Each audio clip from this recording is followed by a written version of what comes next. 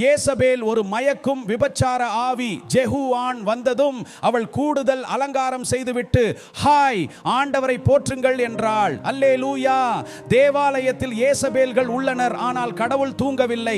அவர் பல யெகூவை வளர்த்து வருகிறார். ஜெசபேல் மயக்கும் ஆவி கடவுளின் ஊழியர்களை மயக்குகிறார். கடவுளின் அபிஷேகம் செய்யப்பட்ட மக்களை மயக்குகிறார். அவர்கள் கூடுதல் ஒப்பனை கூடுதல் ஆடைகள் போடுவார்கள்.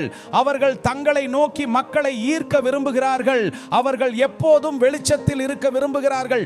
இயேசுவின் நாமத்தில் அந்த ஆவியை இயேசுவின் நாமத்தில் கடிந்து கொள்ளுங்கள்.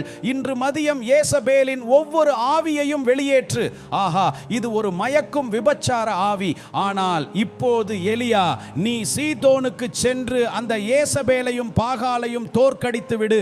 உங்கள் பழைய ஆமென் பாராட்டுக்கள் மகிமை அல்லேலூயா போதாது எலியா. கெரித்தில் உன்னை பலப்படுத்துகிறேன். உங்களுக்கு உயர்ந்த அபிஷேகம் தேவை. அதான் உன்னை கெரிதிலே ரெடி பண்ணிட்டேன்.